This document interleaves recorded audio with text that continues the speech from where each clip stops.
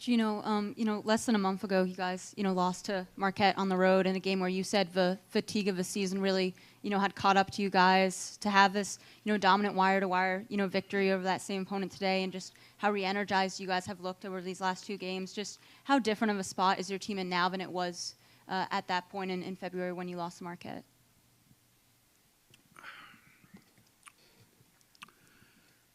That was probably the lowest point of our season. Those couple of days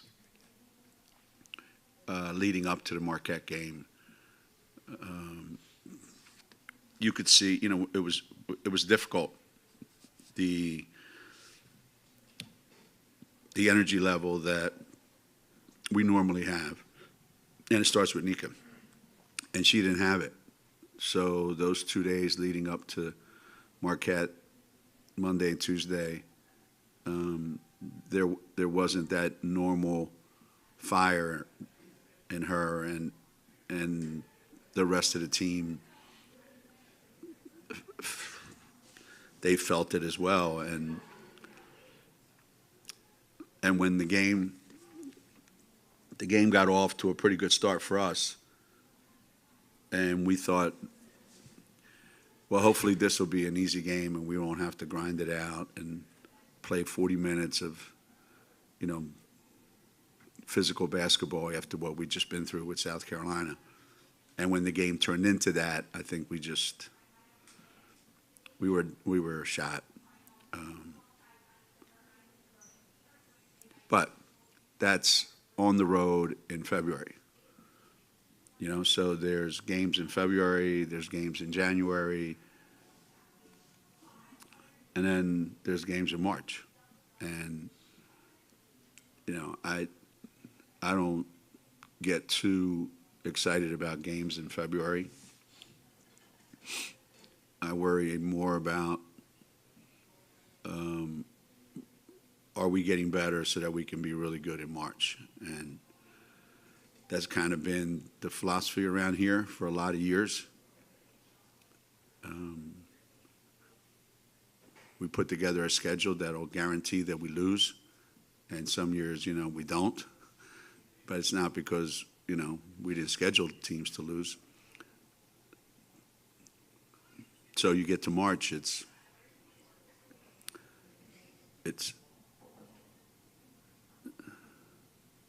not the same. That's all there is to it. It's not the same. Playing a regular season game in February, that's one thing. Playing a tournament game in March, that's a whole different mindset that you have to have. And you almost have to have two kinds of teams on your team. Right on your own team, you have to have almost two kinds of teams. You have to have a regular season team, and then you have to have a tournament team. Here in the front row, and we'll work the microphone around. We've got a couple other questions.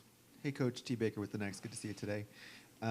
Aubrey, Griffin seemed to do everything for you today, scoring, rebounding, stealing. Can you just talk about how her playing like that changes the dynamic of your team? No question. The big question always is, when is the next time we're going to see that Aubrey? And if it's tomorrow, then whoever we're playing is going to be in a tough spot. Because when Aubrey is like that, there really isn't much on the basketball court that she can't get accomplished. And she impacts the game at every level. And hopefully her confidence level is really high right now.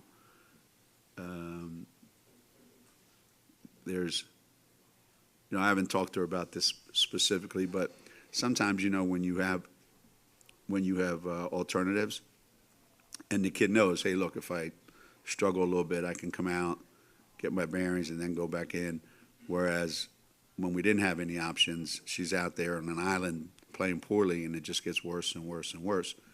So I think her mind is in the right place right now, and if we can get that from her, the rest of this tournament and beyond, we're a completely different team. Completely different. in the back row. Geno, two strong performances in this tournament.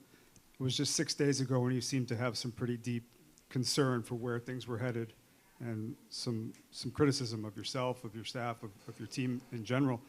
Maybe you've already touched on this theme a little bit in your previous answer, but what's the difference? What's changed this week for you? Is it more than just recognizing the moment? It's mostly that. It's each team is different. There have been times when we finished the regular season on a high, and go into the Big East tournament, on a high, and we roll right through it.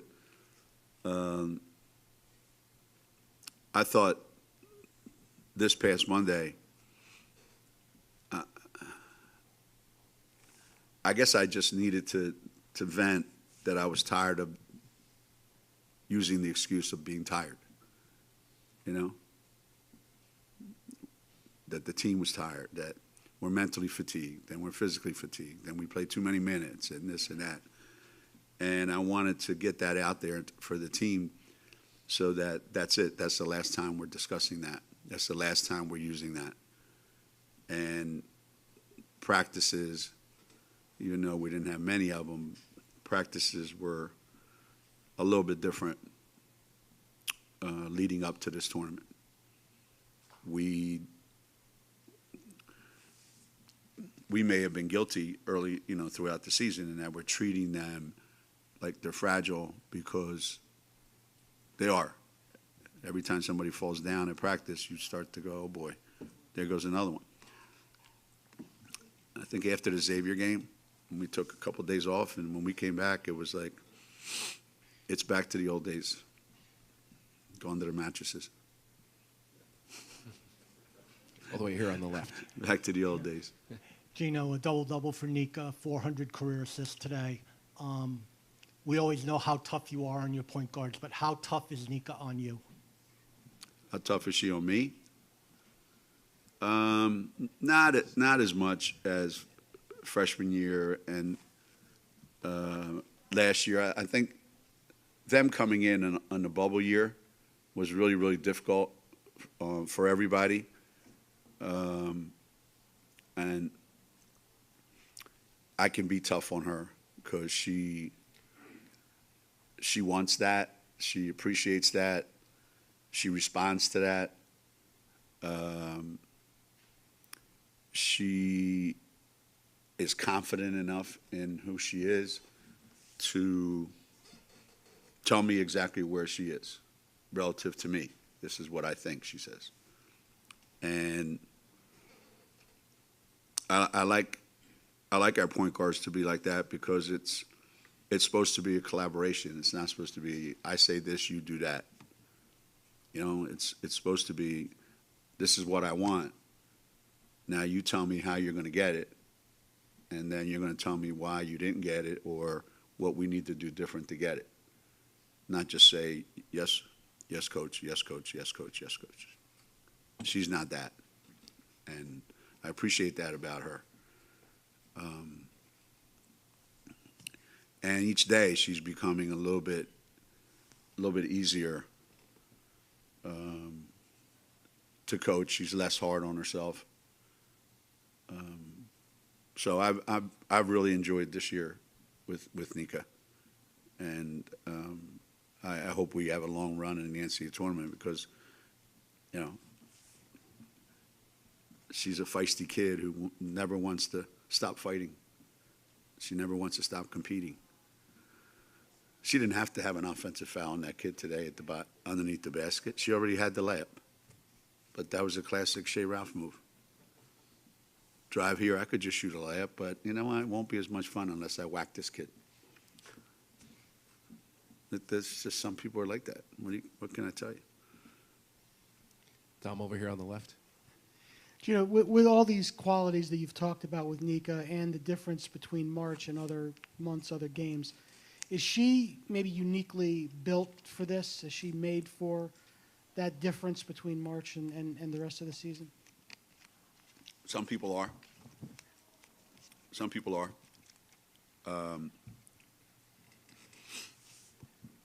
Nika has more confidence than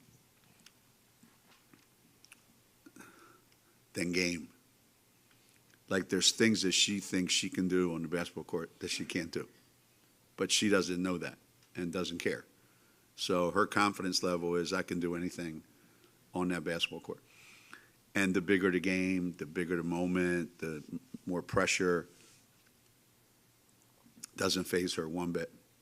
So if you have a leader like that on your team, that does rub off on the rest of the players. You know, she's running out of the tunnel and you're following her. That's a pretty good person to follow into what's coming next.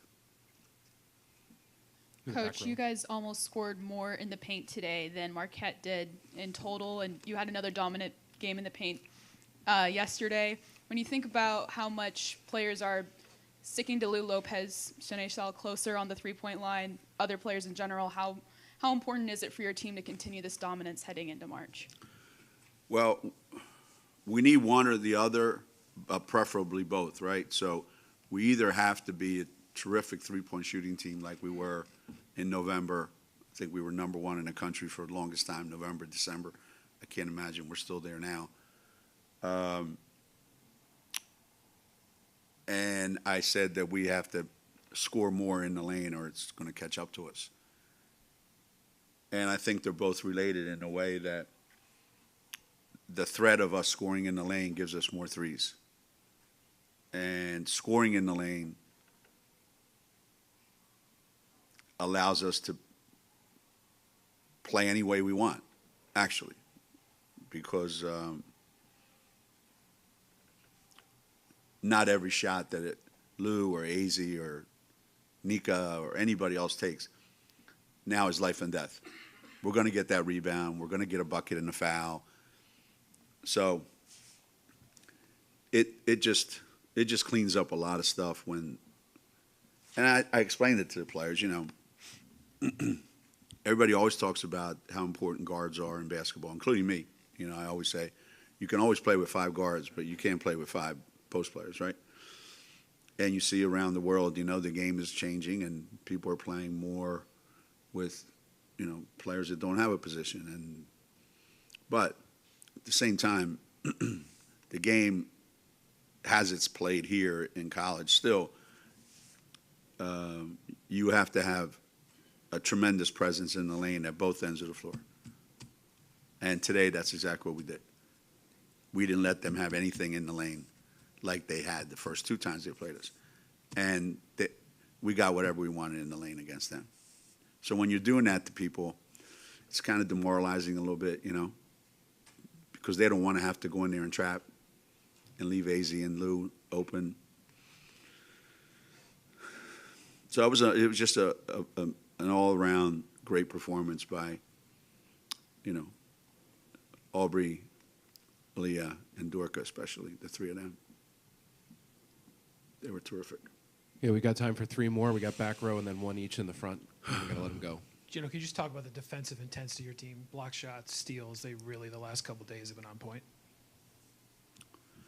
Yeah, you watch enough basketball and you realize that the best team in the country is going to struggle against an average team in the country if they walk the ball up the floor every possession and the final score is going to be 60 to 55. So how do you create opportunities for yourself that don't require the grind of, you know, every screen, every cut, every pass is contested? Well, I think you have to force some turnovers. You have to play great defense, and you have to control the boards. And then you need a point guard that pushes the ball up the floor. So all of our offense, all those 81 points, came almost directly off of what we were doing defensively. And that wasn't the case towards the end of the season with everybody. That's why our point production went way down. We went from being in the 80s all the time to then we're down in the 60s for 6 or 7 games or whatever it was. It's because we weren't making anything happen on the defensive end. And that's been a big difference the last 2 days. Okay, last question here, front right. Geno, can you give us an update on AZ and Caroline, and are you going to have to manage their minutes coming up the rest of March, or tomorrow, or at all? I don't plan to, unless somebody tells me I have to. I don't plan on it. I think these first 2 days were mainly let's get back in the swing of things for AZ. She could have played more minutes today, and maybe if the game was closer. But I just wanted her to get enough, just enough, and then add maybe a little bit more tomorrow so that when the NCAA tournament comes around, it's not the first time she might have to play 30 minutes. And what really helps is if Aubrey plays the way she played today, then that gives us the luxury of, managing that even better. And with Carol, getting hit yesterday, it all depended on this morning, how you feeling. And she says she felt pretty good and gave it a shot, and then we'll see how she is tomorrow. But I would expect that by NCAA tournament time, she's going to be just like everybody else. Whatever minutes we need her to play, she'll play. Coach, thanks. All right, thanks, everybody.